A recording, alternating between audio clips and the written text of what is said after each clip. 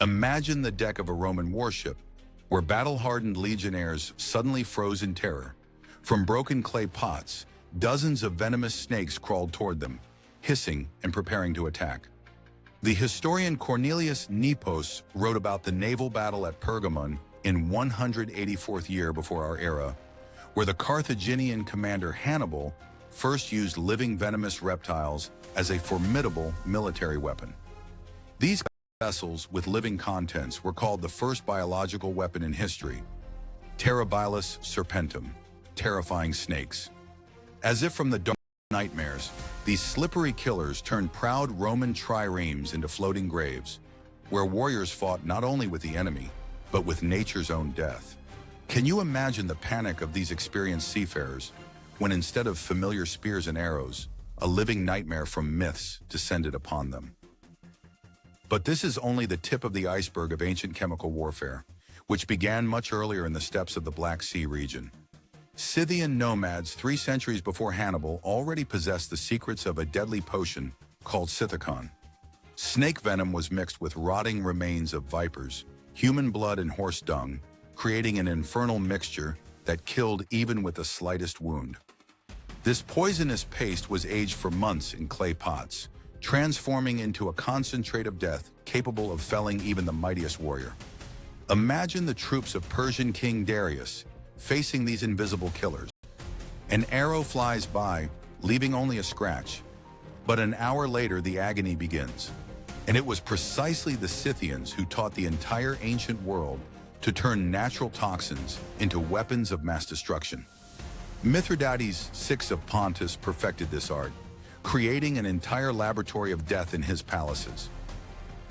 His court physicians Agari, priest alchemists of the ancient world, worked day and night extracting poisons from the most dangerous snakes of Asia Minor.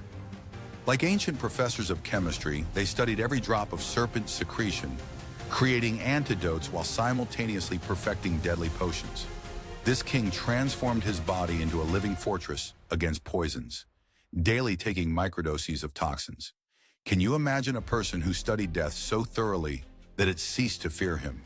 But the true masters of turning nature into weapons became the Persian Sassanids, who in 256th year of our era conducted the first chemical attack in history against Roman legionnaires.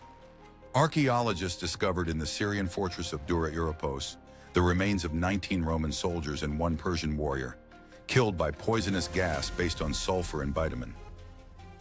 This deadly smoke was called gassum mortiferum, murderous vapor, which burned lungs from within and turned warriors into gasping shadows of themselves.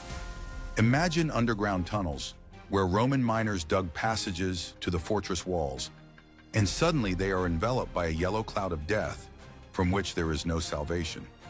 Could you hold your breath long enough to escape from this gas grave? Even earlier, Greeks in the 5th century, before our era, poisoned an entire city, using the poisonous plant hellebore to contaminate the water supplies of besieged Syria. This operation was called hydroxycum, water poisoning, when natural poison turned vital water into a deadly trap.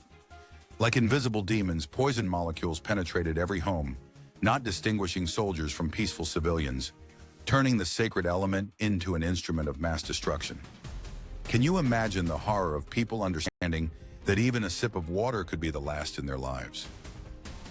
This act of biological terrorism was so monstrous that participants of the Sacred League swore never again to poison water. The Roman Empire quickly adopted these deadly innovations, creating entire cohorts of specialists in poisonous substances.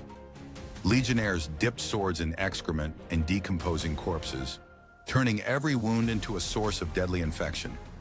These sinister warriors were called veneficari, poisoners whose weapons did not kill immediately, but slowly devoured the victim from within through blood poisoning. Imagine a battlefield where every scratch from a Roman sword turned into a gangrenous ulcer, and tetanus twisted enemies' bodies in death throes. Would you dare to fight against an army where even a superficial wound meant agonizing death in a few days? Finally came the time of the greatest master of poisonous warfare, Mithridates VI, whose laboratory in the Pontic Kingdom became the first center for chemical weapons development in history. His scientist, toxicology, ancient chemists of death, boiled snake venoms with plant extracts for days. The royal alchemists of Mithridates created the greatest invention of ancient pharmacology, Mithridatium, a universal antidote from 54 components, including opium, ground viper flesh, and microdoses of all known poisons. This monstrous mixture was boiled for months in golden cauldrons, transforming into a thick paste the color of clotted blood, capable of neutralizing any toxin. Mithridatism, this was the name of the practice of daily intake of poisonous substances to develop immunity, which turned the king into a living antipode of death. Imagine a person who breakfasted on death every morning, slowly transforming his body into an impregnable fortress against all known poisons. Would you dare to play Russian roulette with death itself daily for the sake of gaining immortality? But Mithridates' true triumph became the operation with mad honey against Roman legions. In 65th year before our era, the king's allies, Heptacomites from the Black Sea region, used Mel ponticus, poisonous honey from bees that collected nectar from rhododendrons.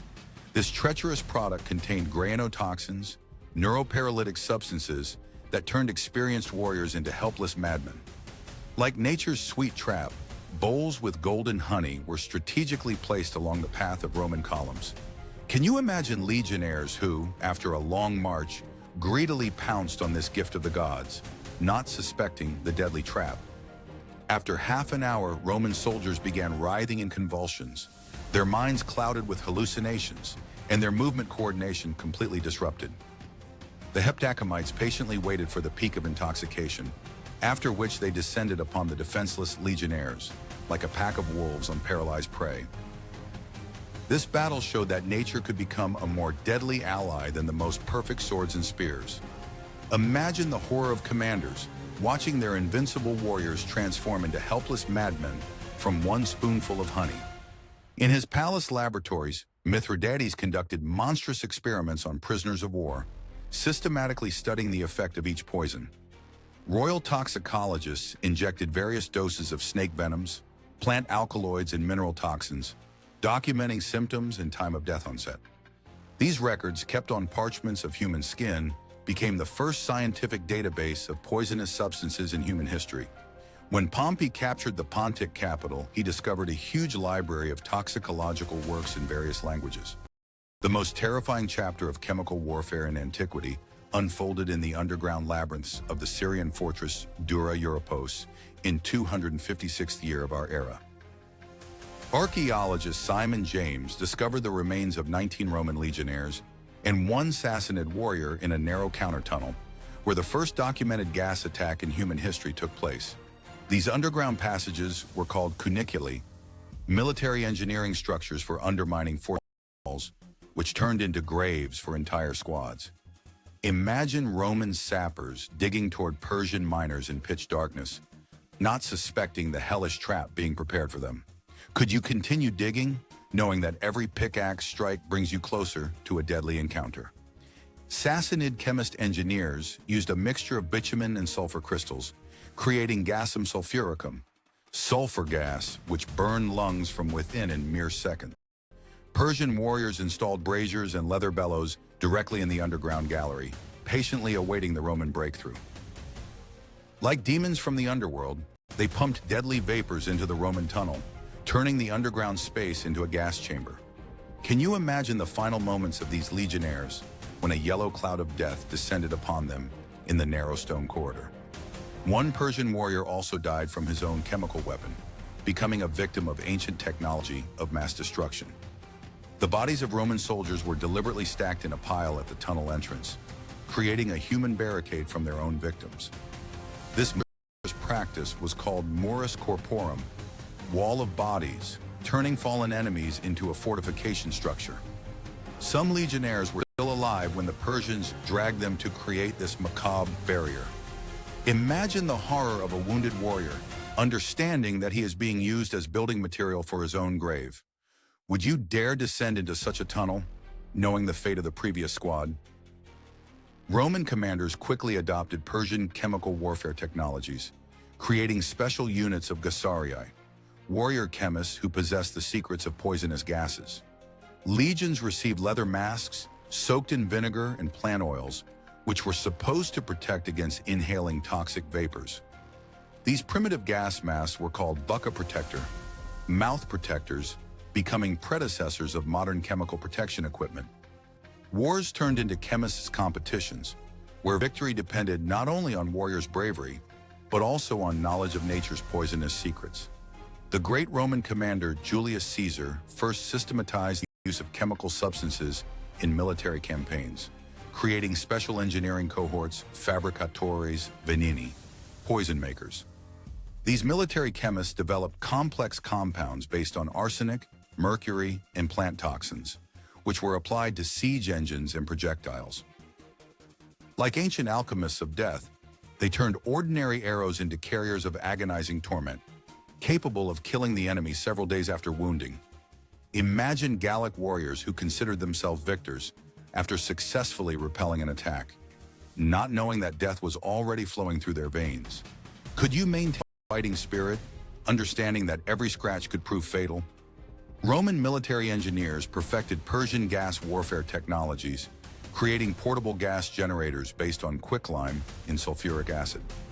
These devices were called air mortifer, deadly air, capable of generating poisonous vapors directly on the battlefield. Legionnaires learned to use wind as an ally, directing toxic clouds at enemy positions with mathematical precision. Like invisible demons, these gases penetrated every crack in fortress walls, leaving defenders not a single chance for salvation. Would you dare command a fortress, knowing that the enemy could kill your garrison without even approaching the walls? Emperor Trajan during the Dacian Wars applied a combined chemical attack, combining poisoned arrows with smokescreens based on burning sulfur. Roman toxicologists created fumus bellicum, military smoke, which not only blinded the enemy, but also caused suffocation and chemical burns to respiratory passages. This tactic turned the mountain gorge of Dacia into enormous gas chambers, where even the bravest warriors turned into gasping refugees. Can you imagine Dacian chiefs watching how their impregnable mountain fortresses became death traps? By the end of the 2nd century of our era, the Roman Empire possessed an entire arsenal of chemical weapons, including incendiary mixtures based on oil and saltpeter. Military manufactories in Syria and Egypt produced thousands of amphorae with concentrated acids and alkalis. These production centers were called officina chemica, chemical workshops becoming prototypes of modern plants for producing poisonous substances. Roman legions turned into chemical armies, where every centurion knew the properties of dozens of toxic substances. Would you have been ready to serve in an army where knowledge of chemistry became more important than sword mastery? The fall of the Western Roman Empire in 476th year of our era did not interrupt the tradition of chemical warfare. Byzantine engineers created the most perfect weapon of antiquity, the famous Greek fire. This incendiary mixture contained oil, sulfur, saltpeter, and secret components that made the flame unquenchable by water. Military chemist pyrotechnicians called this formula ignis liquidus, liquid fire, capable of turning enemy ships into floating torches in mere minutes. Imagine Arab galleys engulfed in unquenchable flame that continued burning even underwater, turning the sea into a fiery underworld. Could you command a fleet knowing that one drop of this substance would doom the entire crew to agonizing death? Crusaders of the 11th century adopted Byzantine technologies, creating their own chemical weapons laboratories in castles of the Holy Land. Night alchemists used arsenic and sulfur to poison wells in siege Saracen fortresses. This tactic was called aqua venenata, poisoned water, turning the vital element into a deadly trap for entire garrisons. Like invisible angels of death, poison molecules penetrated every sip of water, not distinguishing warriors from peaceful civilians. Could you drink from a well, knowing that the enemy might have turned water into poison? Leonardo da Vinci and his secret records described projects for smoke machines based on arsenic and mercury. The great inventor developed portable gas generators capable of creating toxic clouds for storming fortresses.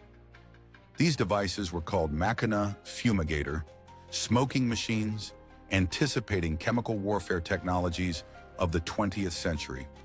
Imagine a besieged castle, shrouded in poisonous fog from Leonardo's hellish machines. Would you want to live in an era when even the greatest geniuses created weapons of mass destruction?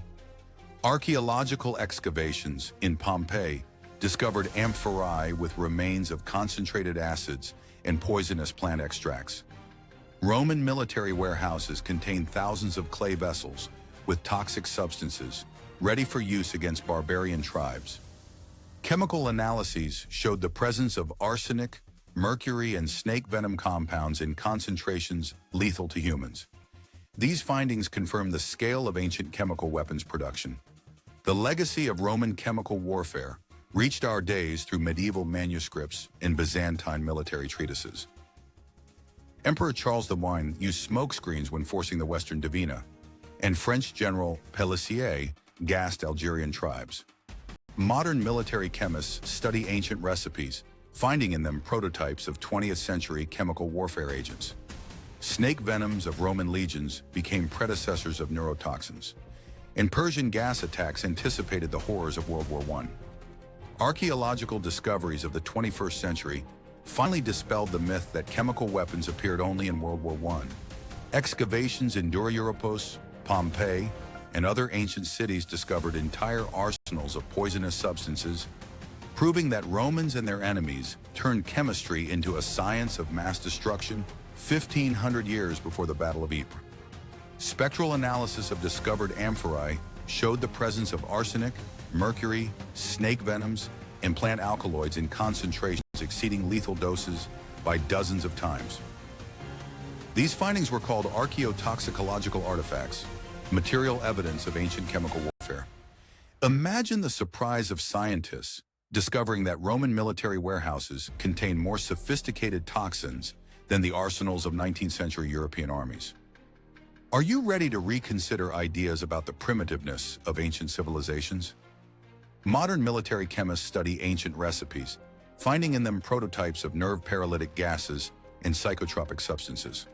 Scythian Scythicon contained neurotoxins similar to modern sarin, and Persian Gassum mortiferum anticipated the technologies of chlorine attacks in World War I. Mithridatium became the basis for developing modern antidotes against chemical weapons. Like dark prophets of the future, ancient alchemists laid the foundations of a science that in the 20th century claimed millions of lives. Can you imagine that the recipes of Roman toxicologists are still studied in secret laboratories? Hannibal's snake pots evolved into modern biological ammunition filled with anthrax spores and botulotoxins. Byzantine Greek fire became the prototype of napalm and thermobaric ammunition. Roman gas tunnels anticipated underground chemical attacks of World War I. The history of chemical weapons shows that human genius is equally inventive in creating both medicines and deadly poisons. Do you realize that every achievement of ancient medicine had its dark military analog?